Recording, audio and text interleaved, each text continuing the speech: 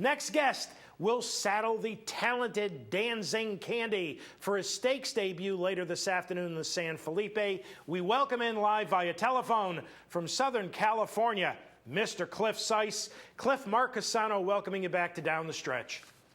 Well, thank you for having me. Nice to have you, Cliff. Ironically, somewhat ironically, we just had Gary Sherlock on to talk about Uncle Lino, and Dancing Candy actually debuted in the maiden race, which Uncle Lino won. Tell us what Dancing Candy was like early on. Oh, he when early on, he's just one of those horses that got better and better. Yeah. But in his first start, he broke horrible. And then the kid rushed him up. He had to turn a quarter like in 21 flat. Then he takes up. Then he tries to come around, but it was, just too much, for all that to happen. So, we knew he could run. And run he did. We are about to take a look at a piece of his maiden victory in his second start. And as we pick it up for our audience, Dancing Candy is in front. So in his debut, he broke horribly and ran 8th at 15-1. And here, talk about improving, won handily as the 7-5 favorite. Real nice effort here, Cliff. Yeah, and he beat a nice horse at Jerry Hollendorfer's that ran second, He is a son of Twirling Candy, who, I remember a horse who had speed. He could carry it. He won the Malibu, the Californian. He won the Strube. Describe Dancing Candy for us. Cliff, what's he look like physically? Well, John Sadler trained Twirling Candy, and he said he's about the closest thing, looking of Twirling Candy. He said he looks a lot like him. He's a very well-balanced horse. He's decent size. But John always, he says, man, he looks a lot like his daddy, Mentally, how's he to work with? He's good, very good, very good. Easy.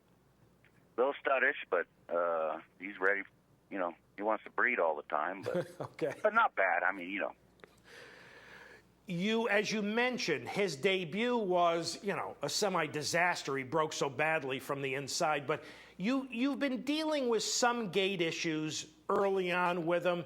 It was a little better in his maiden win, then was quite a bit better last time. Do you feel those gait issues are behind him? Oh, yeah, I think so, yeah. Yes. Well, it was funny because first time I ran him, he always broke good in the morning, and then he was in the one hole and he just wasn't paying any attention, and then he broke, like you said, better the second time and then the third time better. So today he should be perfect. Well, let's take a look at that last start where he broke on the money. This is a February 4th allowance at Santa Anita for our audience, Dancing Candy, number 8. Cliff, talk about this two-turn win. Well, this is where, we thought he'd go around the ground. We just wanted to make sure. We thought, there was a couple decent horses in the race, but, he did it so easy, so handily, But his stride is, he's got a real pretty stride, like a good horse. Yeah. Mike Smith, who's been around the block a few times, has ridden him in his last 2 victories. Cliff, what's he said to you? Oh, he thinks he's the real thing. He's always smiling every time he works, and he comes back smiling. He thinks he's a good horse. How has he trained since this allowance victory?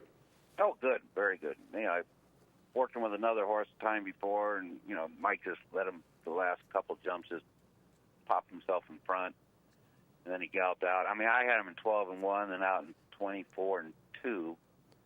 So no, he's trained well. We know you guys have had some weather issues. Obviously, the last 3 races were canceled yesterday, but there's been weather issues in Southern California.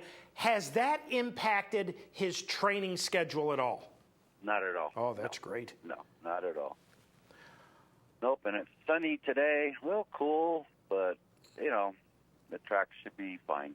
track's open this morning here, and it's not going to be that warm here today, but the track should be in good shape. Post 2 this afternoon. Obviously, plenty of speed outside of you. What type of trip, realistically, what type of trip would you like to see him get? Well, going over with the owner, we don't want to experiment in this race, so we may just go right to the lead again. So you're going to send him. It's a reasonably short run to the first turn. You think you can control things if you can get into and out of that first turn in front? Right. Yeah, I think technically if you let him, he's got the most speed in the race. I mean, unless Jerry Hollendorfer just sends, But, the only good part of the little switching riders, everybody around him might take a little hold of Jerry's, I'm hoping. And we're just sitting on the lead, Cliff, at this point, just about every 3-year-old has got to prove himself to some degree as far as going to Kentucky Derby. What's the status with Dancing Candy now, above and beyond earning the necessary points to get to Louisville? Does he still have to prove himself for you to send him there? Oh, yeah, sure. No doubt. Yeah, I mean, I'm expecting to run a great race today, but, if he, for some reason, if he doesn't, then, he's off the trail, But, no, he should run very well today. Well, Cliff, we appreciate your time. Thank you so much for having joined us this morning on Down the Stretch, and all the best